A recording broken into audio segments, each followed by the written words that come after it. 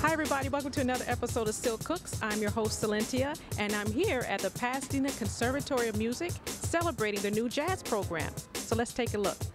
We'll check out some of the sweet sounds coming from the Pasadena Conservatory of Music. Then we'll also hear from some of the faculty and students who share its history. We'll join in on the party to kick off its new jazz program, listen to a free jazz concert put on by the faculty members, then the sweet sounds of my barbecue chicken and homemade barbecue sauce. It's music to your ears on this episode of Still Cooks.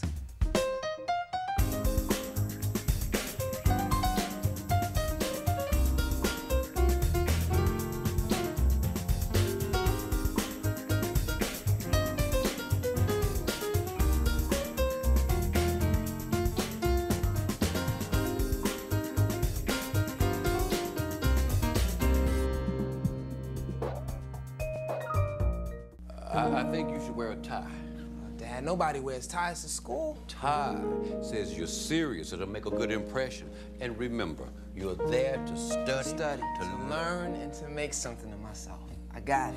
Almost half of all UNCF students are the first in their family to go to college. They have some great architecture classes. Dad, I'm not really interested in architecture. Well, keep your options open. And remember, no girls until my work is done. And I'd make sure that I got my lunch. Dad, you're not going. I am.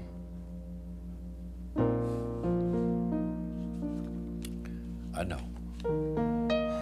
Listen, we better get going. Don't want to be late the first day in. Oh, yeah. And when you're the first to go, you're going for a lot of people.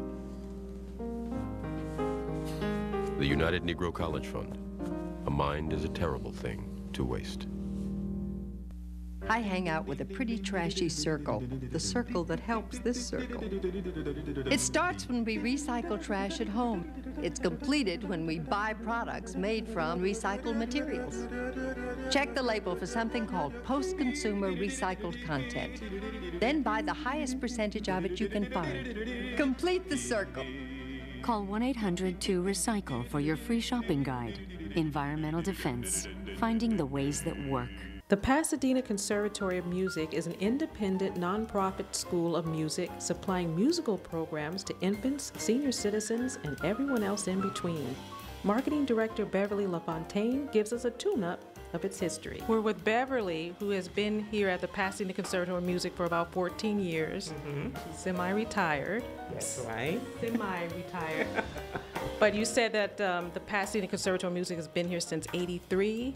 Since '84. '84. Oh, okay. Since January of '84. And it's nonprofit.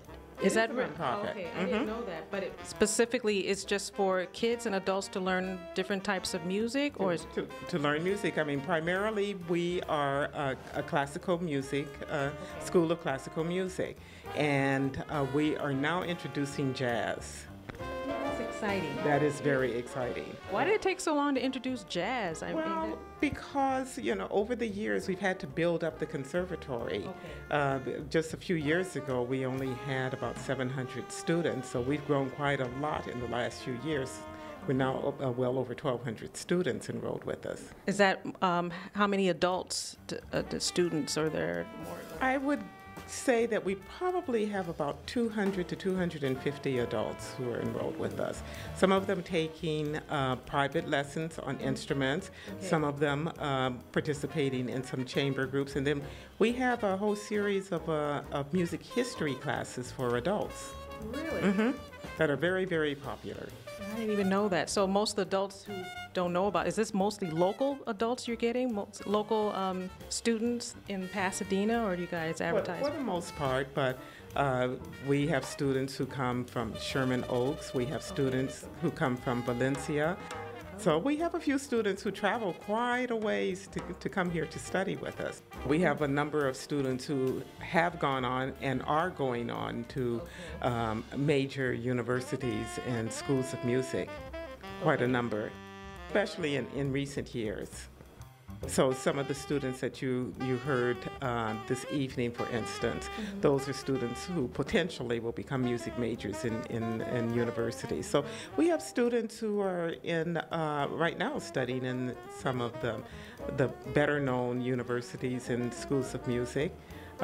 We have a student who last year went on to Juilliard, and we have students at Eastman and at students getting ready to go to Berkeley and to Curtis, and some students in the University of Indiana, which has a very large music department, and it's one of the better music departments in the country. You mentioned, I don't know if it was the guitar studio, whatnot, or program is the largest in Southern California? Or? We believe so, because usually guitar departments aren't quite as large as ours is, and ours has about 112 students in it. So that's a pretty large department for guitar. And I saw the little toddlers earlier that were playing the whatever that, what was it? Played on the gathering drum. Yes, that's how they begin their class in the young musicians department. That department is called Young Musicians, and that's for children 3 months and older, and it's an ORF-based program, and they usually begin their classes with the gathering drum. Okay. Getting together and playing together and working on rhythm. Okay. But that's where we encourage parents to start their children if they're going to study an instrument. Not every child who studies here starts in that department, but that's the best place to start.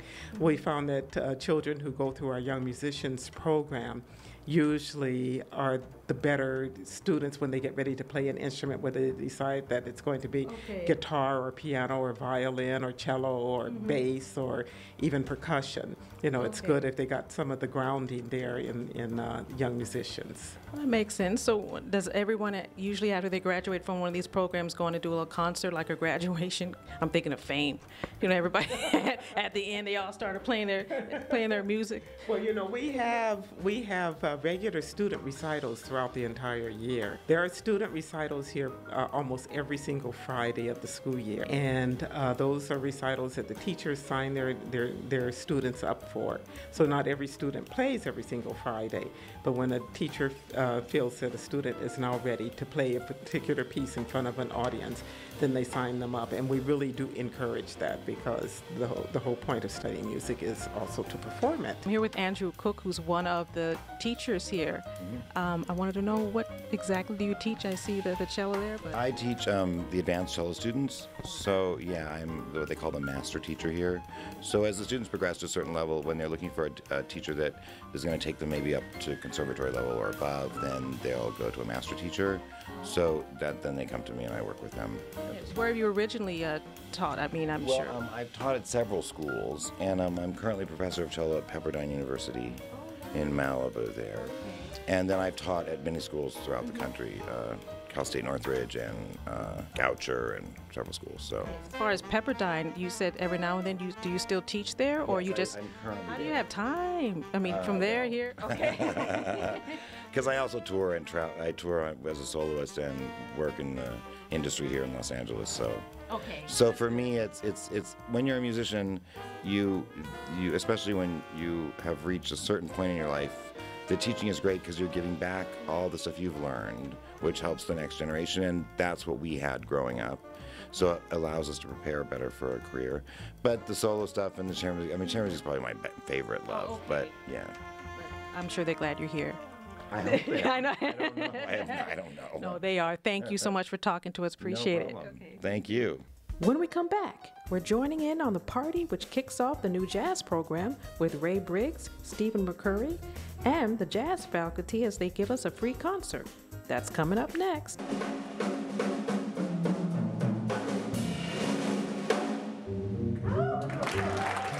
On this episode of Still Cooks.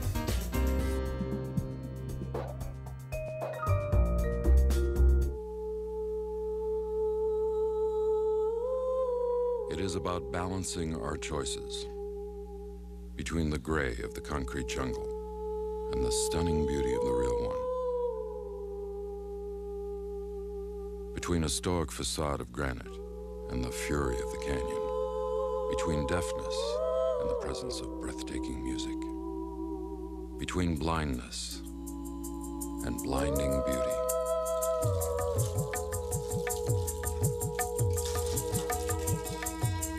It's why there's EarthShare, the simple way to find balance.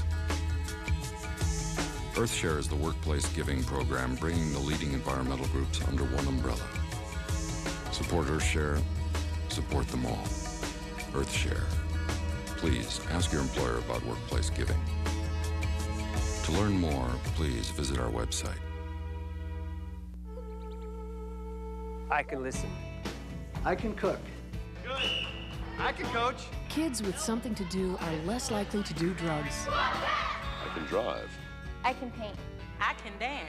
A little of your time can make a lifetime of difference. I can read. I can help. You can help. Call toll-free 1-877-KIDS-313 to find out about community drug prevention programs. I can keep a kid off drugs. Stephen McCurry has been the executive director of Pasadena Conservatory for how long? 20 years. Okay, that's a long time. So now you're introducing the new jazz curriculum here. I was going to say, what took so long? Why is it? Well, I agree with that, but we had to get a few things in order with our classical curriculum, and once we had that all established, and when we were able to expand our campus, we've just bought some additional property, so now there's room to expand our programs. There wasn't room to do this before, but now we have enough room. So that's part of what's going on right now is creating a new home for the jazz department. And I know you have Ray Briggs, who's... Ray Briggs is our department chair. Okay, how did you get him? I think Ray was very tempted with the idea of starting something from absolute scratch, a community-based program from absolute scratch, and he's in the neighborhood, so to speak. Right. So it's a real tempting offer for him, and we're really thrilled to have him. I was asking him, what took so long to put a jazz program down here? I mean, you know, I've lived in Pasadena for about 11 years now. Oh, really? Mm-hmm. And before that in Sierra Madre, so I've been about 13 years in the area. And I didn't know that, first of all, that the conservatory was here. I mean, I passed by here all the time. A lot of people did. In fact, I passed it up. So I wasn't aware it was here, and I definitely didn't know they had an interest in jazz. And so I think they expressed an interest a little bit earlier, maybe a year or so ago, and they put in a request with a organization called ACPAS, which is an accreditation organization for music schools. Okay. And they said that we want to add a jazz program to basically widen our offerings. They said, yes, it sounds pretty good. Most 21st century schools have that as just an offering to show that they're looking at beyond just a Western classical kind of focus. Okay. And I thought, yes, it's great. I mean, let's do it. And being in the area is so nice because there are a lot of great musicians who live right here. So you don't have to look very far. Just a matter of networking and getting them together and kind of spearheading the whole thing. But I was very excited when they contacted me. I'm not playing today. You're not going to play? You want to direct it? I'll be sitting and cheering them on. You going to do anything? So, well, I know you look too nice to be working. Well, I'm not going to work today. My job is to discuss with people who are interested ways of supporting the program and talking to educators and students who might be potentially studying here. So I'm doing a lot of schmoozing, basically, a lot of connecting.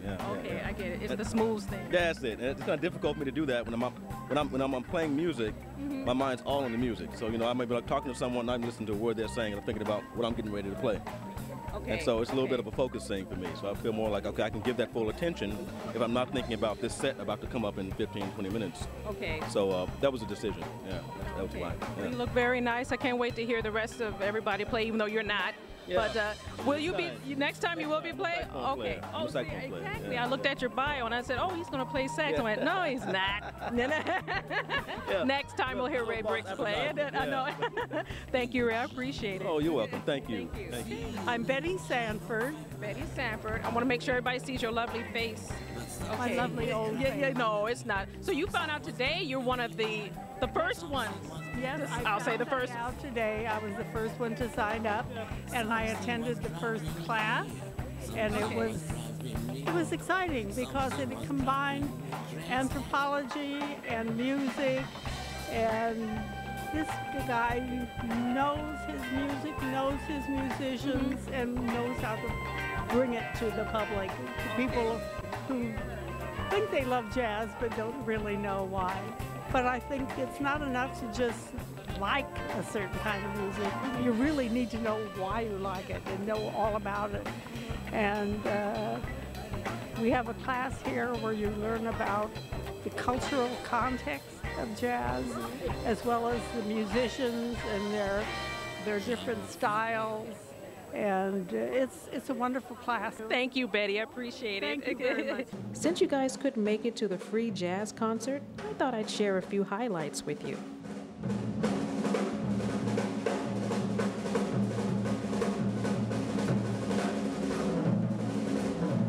Yeah, well, I turned professional when I was 16. Yeah, so this was a couple of years ago. Hey, my name is Gary Fukushima. I have taught one student so far, hopefully the first of thousands.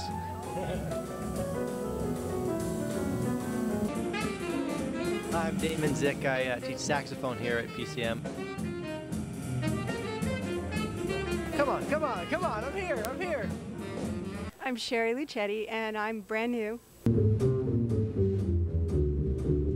And I'm going to be the jazz bass instructor here at Pasadena Conservatory. I'm Toby Holmes.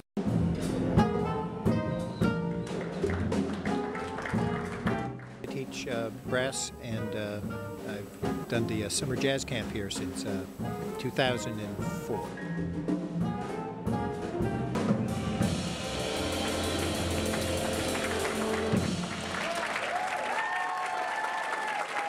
Coming up next, there was great weather at the jazz concert, and now it's even better weather in my backyard. Barbecue coming up next. I'm principal of a new kind of public school. It's open up to 15 hours a day, year-round. It has loads of academic, cultural, and recreational activities. We have medical and dental services right here. Our teachers have more time to teach. Our students are better prepared to learn. There's just one problem. We can't get the kids to go home. Find out how your school can be more like this one. Call 1-877-LOVE-TO-LEARN. To change the world, you don't have to be rich, or famous, or play ball, or lead countries. All you have to do is tell your family you want to be an organ donor.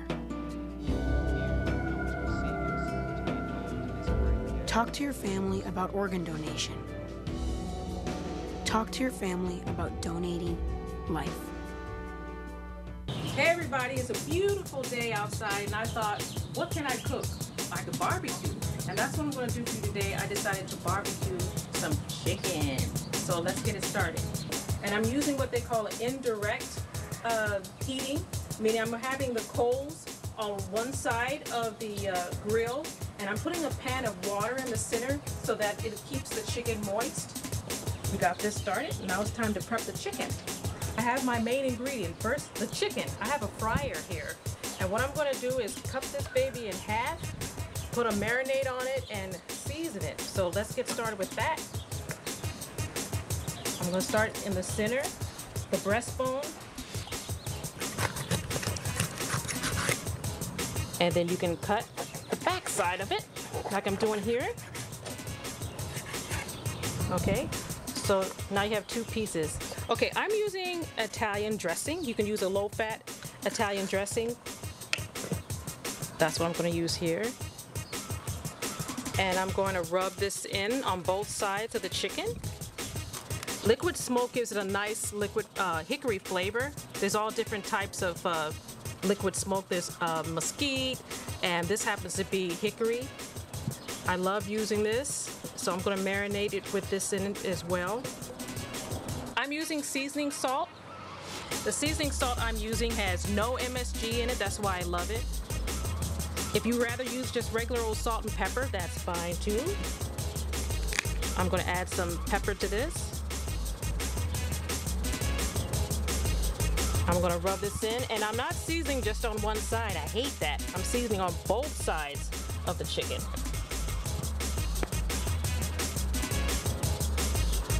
As the wind is blowing my seasoning all over the place. What of mess. Okay, so I'm just rubbing this in. Now, a great marinade, of course, is if you did this and left it in the refrigerator overnight, so it really would get in as far as the seasoning goes, but I don't have that time right now. So now I'm gonna put it on our grill. So let's go on over here.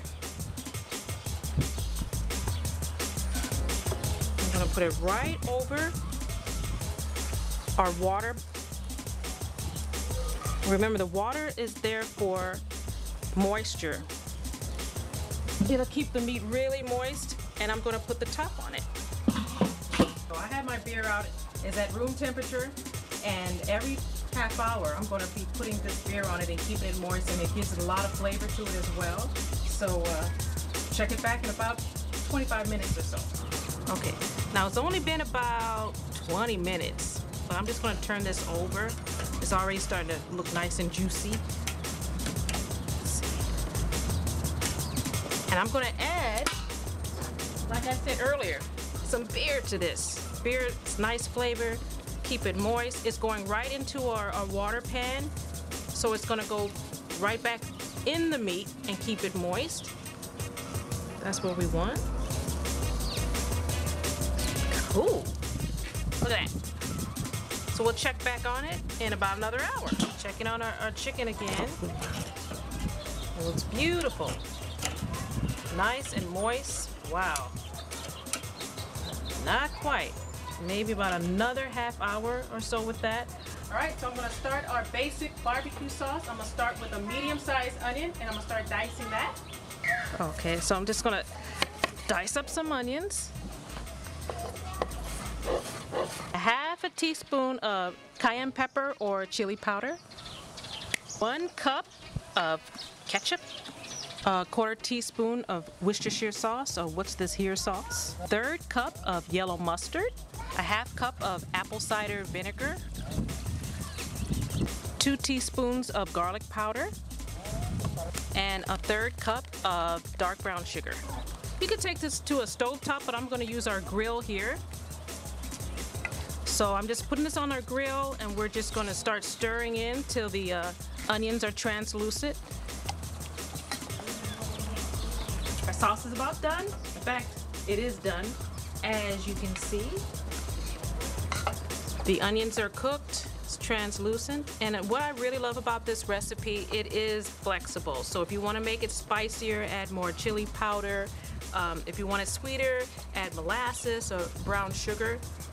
Yeah, just make this to taste the way you like it. This is a beautiful sauce. You can thin this sauce out if you like. You can add a little extra water.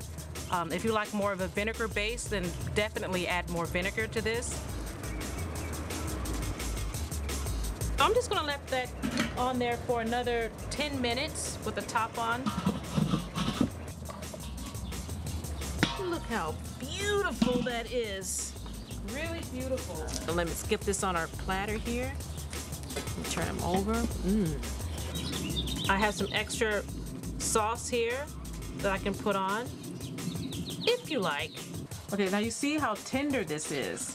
See how juicy it is because we kept a water pan in there.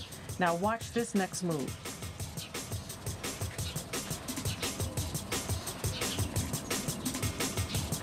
Baby, that's what I like.